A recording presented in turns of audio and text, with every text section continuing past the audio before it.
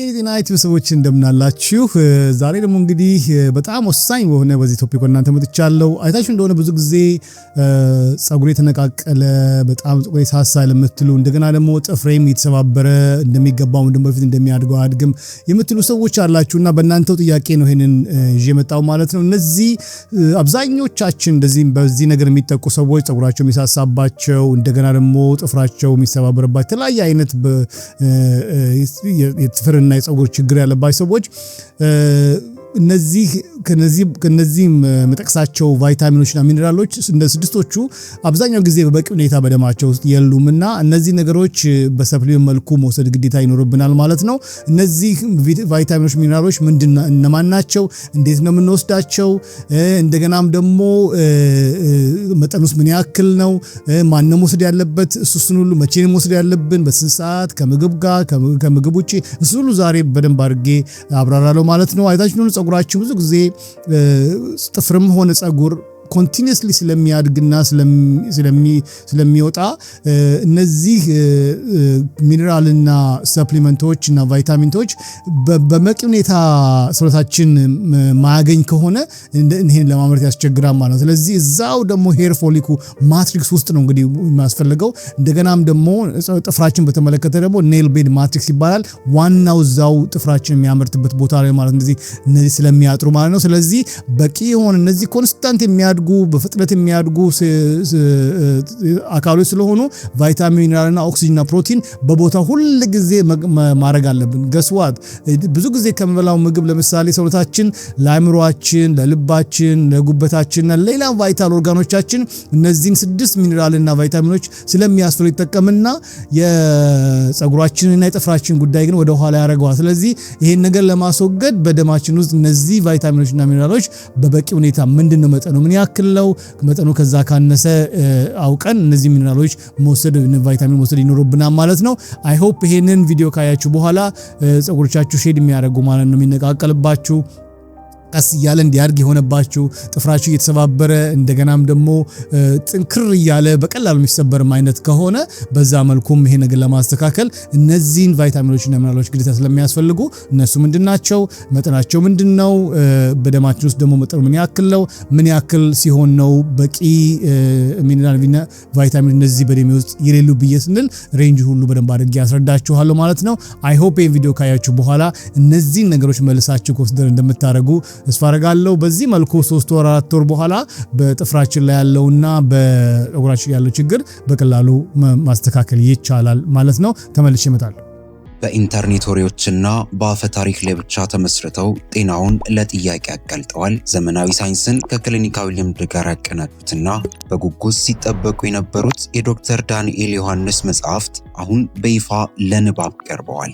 የመጀመሪያው መጽሐፍ ዘ ወተር ኮድ ወይም የውሃው ቀመር ይባላል። ስለ ውሃ ጾም፣ ስለ ሜታቦሊክ ነፃነትና የሰውነት ህዋሳት ራሳቸውን ስለሚጠግኑበት ሳይንሳዊ ሚስጥር የሚተነትን ክሊኒካዊ መመሪያ ነው። በውሃ ጾም ወደ 11 ዘመናዊ በሽታዎችን ለመቀልበስ መቻሉን የምርምር ውጤትም ያቀርባል።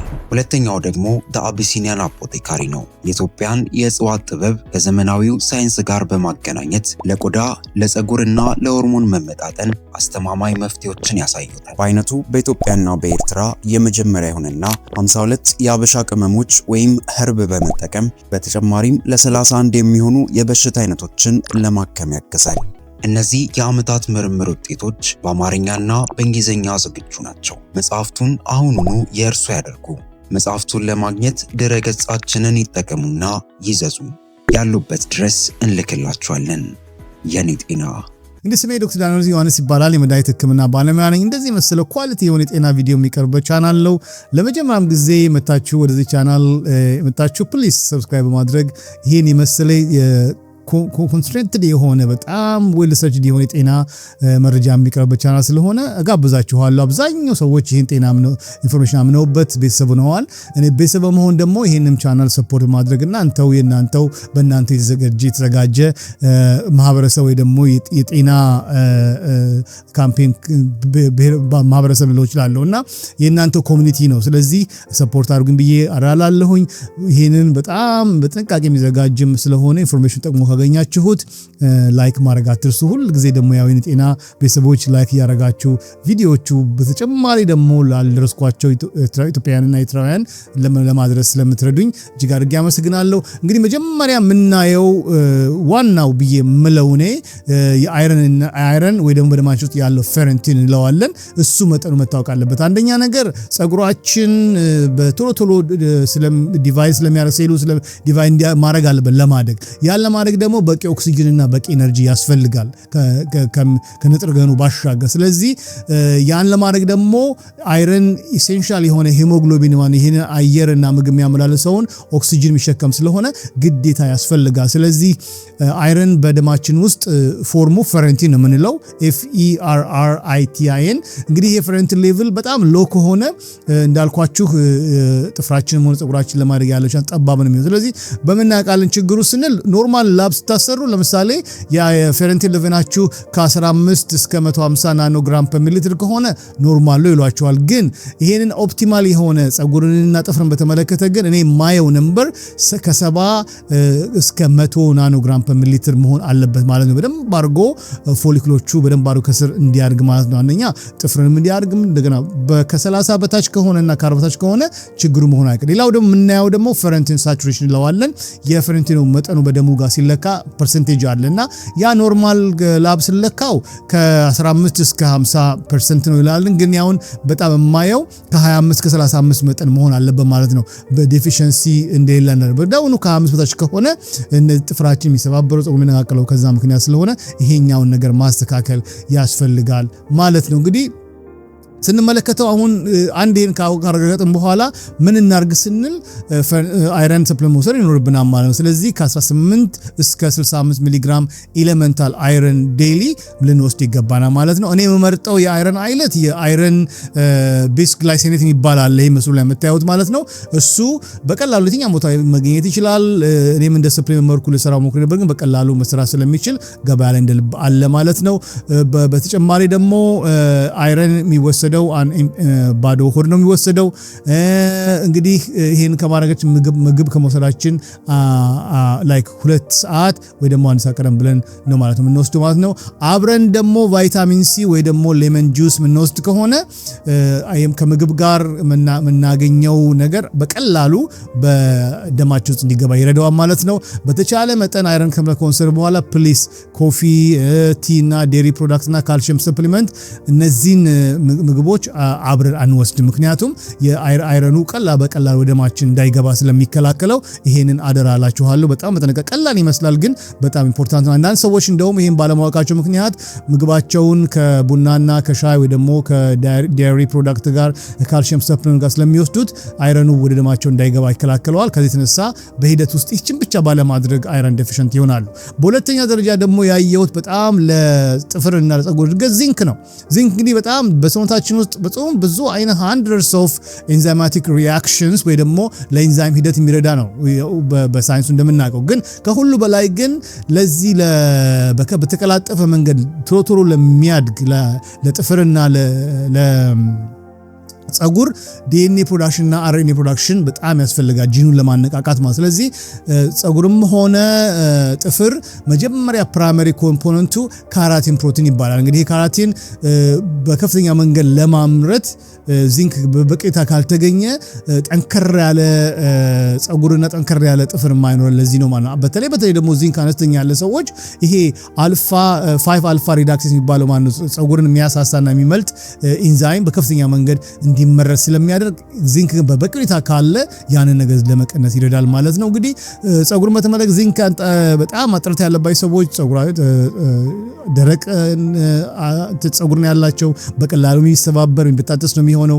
ኔላቸውም እንደዚሁ ደግሞ ግሮዙ ይቀንሳል ማድረግቱ።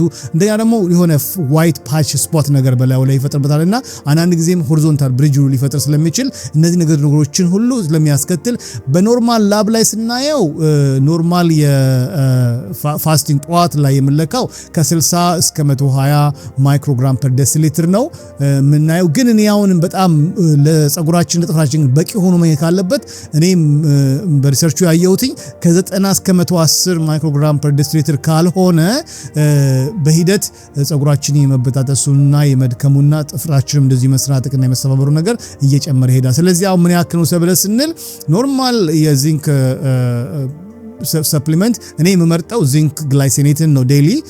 እንደገና ፒኮላይኔት የሚባል አለ ዚንክ ፒኮላይኔት፣ ይሄን ምስሉ ላይ የምታዩትን ማሻአላችሁ እሱ መውሰድ የምንችለው ደስ በቃ ከ15 እስከ 30 ሚሊግራም በቀን ነው።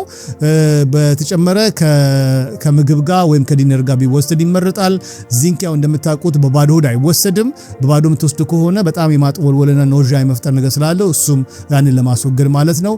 ሌላው ደግሞ ሎንግ ተርም ሃይ ዶዝ ዚንክ ደግሞ ኮፐር ሌቭላችን ዝቅ ስለሚያደርግ ምናልባት ከ30 ሚሊግራም መውሰድ እንደሌለብን ነው የምነግራችሁ ማለት ነው። ይሄን አደራላለሁኝ። በሶስተኛ ደረጃ ደግሞ እንግዲህ ቫይታሚን ዲ3 ነው። ቫይታሚን ዲ3 በጣም ቫይታሚን መቼም ዲ3 የማያጠራው ኢትዮጵያዊና ኤርትራዊ ያለ አትለኝም። እኛ ቆዳችን ትንሽ ጠቆር ያለም ስለሆነ ከዛ የተነሳ በጣም እጥረት አለብን ማለት ነው። ምክንያቱም ከፀሐይ ብርሃን በቆዳችን ስር ያለውን ቫይታሚን ዲ አክቲቬት ለማድረግ ለማነቃቃት የሚረዳ ነገር ስለሌለን፣ ስለዚህ ግዴታ አብዛኛው ኢትዮጵያውያንና ኤርትራውያን አፍሪካውያንም ሆነ የቫይታሚን ዲ እጥረት እንዳለ ነውና ከዚህ የተነሳ ፀጉራችን ላይና ጥፍራችን ላይ ከፍተኛ ተጽዕኖ እያሳደረ ማለት ነው። ቫይታሚን ዲ ዴፊሽንሲ ያጠረባቸው ሰዎች በጣም ሄር ዴንሲቲያቸው ፀጉራቸው ጠቅጣይነት ይቀንሳል። እንደገና እሱ ደግሞ የማደጉን ነገር ይዘገያል። እንደገናም ደግሞ ሎንግ ተርም ደግሞ አሎፔሺያ ደግሞ የመመለጥ ነገር ሁሉ ያስከትል ይችላል።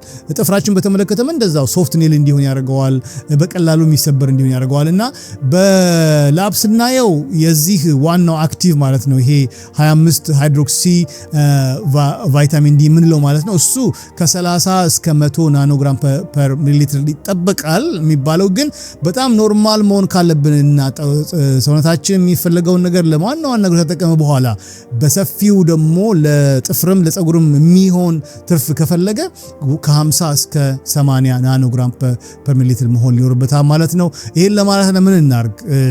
እዚህም ሰፕሊመንቱን ማዘዝ ይችላልላችሁ። የኔም ሰፕሊመንት አለ የጤና ቫይታሚን ዲ በጣም በኳሊቲ ዘጋጀ ነው። እንደገናም ከኬቱ ጋር አብሮ ስለሚዘጋጅ ያ የተወሰደው ቫይታሚን ዲ መስዶም ካልሽየም በቀላሉ ደማችን ውስጥ ሳይሆን ወደ አጥንታችንና ወደ ጥርሳችን አካባቢ እንዲሆን ስለሚረዳው ከቫይታሚን ኬቱ ጋር አብሮ ዲዛይን የተደረገው ያናረጋለን። የኔ ፕሮዳክቱ ወደ 500 ኢንተርናሽናል ዩኒት ነው። እኔም በቀን እሱ ነው የምወስደው።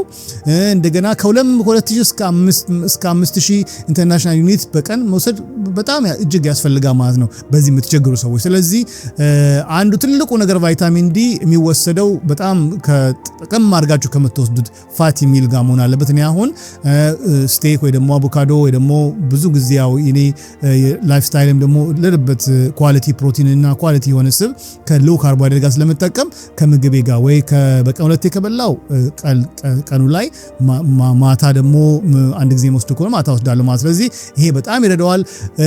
ምክንያቱም ስብ ከሌለ ቫይታሚን ዲ በቀላሉ ወደ ደማችን አብዞርብ ስለማይሆን በባዶ ሆድ አይወሰድም ጨርሶ ነው። ስለዚህ ቫይታሚን ኬቱ ጋር በተለይ ደግሞ ኤምኬ7 የሚባለው ቫይታሚን ኬቱ ቅድም ነገርኳችሁ በቀላሉ ካልሲየሙን ወደ ቦናችሁ ወደ አጥንታችን ወደ ጥርሳችን ያደርገዋል። ዋናው ጥቅሙ እዛ ስለሆነ በአራተኛ ደረጃ ደግሞ ባዮቲን ነው ቫይታሚን ቢ7 የምንለው ማለት ነው። ይሄም ደግሞ በጣም በጥንቃቄ ከሌሎችም ኮምፖነንቶች ጋር ተዘጋጅቶ የተዘጋጀ ፕሮዳክት ማለላችሁ እዚህ ምስሉ ላይ የምታዩት ቻናል ላይ ሄዳችሁ ዌብሳይቱ ማዘዝ ትችላላችሁ። እንዴት ነው የሚሰራው ስንል ይሄ ባዮቲን አሚኖ አሲድ ነው፣ ኢነርጂ ሜታቦሊዝም የሚረዳ ነው። ዋናው ትልቁ ነገር የካራቲን የሚባለውን ዋናው የፀጉርና የጥፍርን መስሪያ ለመስራት የሚረዳ ኮምፖነንት ዋና መሰረታዊ ሮ ማቴሪያል ማለት ነው። ያለሱ ጥፍርም ሆነ ፀጉርም ስለማይሰራ ይሄ ግዴታ ያስፈልጋል። ዴፊሽንት መሆን የለብንም። ይሄ ዴፊሽንት ከሆነ ፀጉራችን የመሳሳቱ ነገር ናቹራሊ ሻይን እንኳን እንዳያረግ ያረጋዋል። በቃ ደረቅ እንዲሁ ያረጋዋል። ፍራጃል ይሆናል ወይ ደግሞ በቀላሉ የሚሰበር የሚሆነው ማለት ነው። ከዛ ነው የሚነቃቀል የሚሆነው።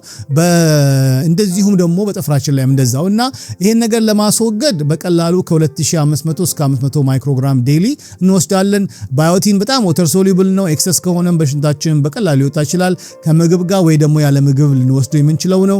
ስለዚህ እኔ በጣም ባዮቲን ከብዙ አይነት የላቦራቶሪ ሪዛልቶች ጋር ኢንተርፌስ ስለሚያደርግ ባለፈውም ባየሁት ኤክስፒሪየንስም ዳታውም እንደሚያሳየን በተለይ ታይሮይድ ሆርሞናቸው ሲለካ እንደገናም ትሮፖኒን ደግሞ የልብን አቋም ያለውን ቴስት ስናደርግ ይሄ ባዮቲን የሚወስዱ ሰዎች ውጤቱን ሲያዛቡ አይተናልና በተቻለ መጠን ላብ ሪዛልት የምትሰጡ ከሆነ ከ5 ቀን ቀደም ብላችሁ ይሄን ባዮቲን መውሰድ ማቆም አለባችሁ ማለት ነው። እኔም ቻናል ላይ ሄዳችሁ እዛው ዌብሳይቱ ላይ የጤና123.com ላይ ሄዳችሁ ማዘዝ ትችላላችሁ።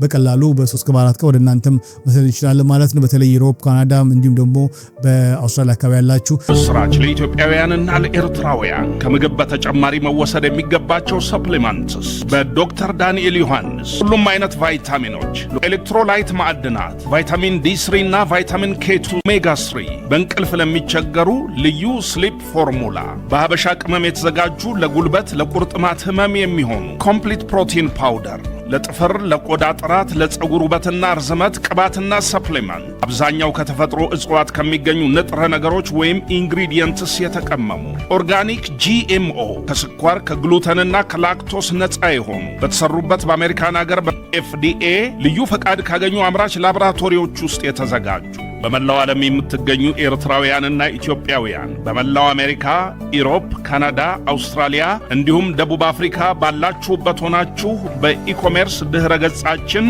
መግዛት ትችላላችሁ። ባላችሁበት እንልክላችኋለን። በአምስተኛ ደረጃ ደግሞ እንግዲህ ያው ሁሉ በላይ ቫይታሚን ሲ ነው በጣም ያልተጠበቀውና ቫይታሚን ሲ የሚገርማችሁ ነገር የኮላጅን ማለት ነው ፀጉራችንን እና ጥፍራችን እንዲሰራ ዋናው ኮምፖነንት የሆነውን እሱ ለማምረት እጅግ ያስፈልጋልና አንዳንድ ጊዜ ኮላጅን ሰፖርት ከሌለ እነዚህ ስኪን ላይ ያሉ ኮኔክቲቭ ቲሹዎቹ ሰራውንዲንግ ኤር ፎሊክስ ራሱ ማለት ነው ስለሚላላ በቀላሉ እንዲነቀል ስለሚሆን ማለት ነው። ስለዚህ ቫይታሚን ሲ እጅግ ያስፈልጋል። በተለይ ጥፍር የሚወጣበትና ፀጉር የሚበቅልበትን ስኪን ቤዙን በቀላሉ ለማስተካከል ስለሚረዳ ማለት ነው። ስለዚህ ከዛም በላይ በተረፈ ደግሞ የአይረን አብዞርፕሽን ቫይታሚን ሲ ቅድም እንዳልኳችሁ አይረኑ በቀላሉ ወደ ደማችን እንዲመጠጥ ስለሚረዳ ከቫይታሚን ሲ ጋር ማብረን የምንወስደው ነው የሚሆነው ማለት ነው። ስለዚህ ምን ያክል እናርግ ስንል ቀላል ነው። ቫይታሚን ሲ ከ500 እስከ 1000 ሚሊግራም አለ ኦቨር ዘ ካውንተር ማለት ነው። እሱም በቀላሉ በአንዴ አንወስደውም። ለምሳሌ 1000 ዝም ብለን ብንቅመው ሰውነታችን 500 ይጠቀምና ግማሹ በሽንት ያወጣዋል። ስለዚህ ገንዘባችን ማባከን ነው። ያ እንዳይሆን በቀን 2 እናደርግና ጠዋት 500 ሚሊግራም ሞርኒንግ ማታ ደግሞ 500 ሚሊግራም ኢቭኒንግ አድርገን በዚህ መልኩ ነው ማለት ነው እናደራጀው። በስድስተኛ ደረጃ ደግሞ ጥቅሙን ያየውትኝ ማግኒዥየም ነውና ማግኒዥየም በጣም ለብዙ ወደ 300 ለሚሆኑ ባዮሎጂካል ፕሮሰስ እጅግ አስፈላጊ ነው።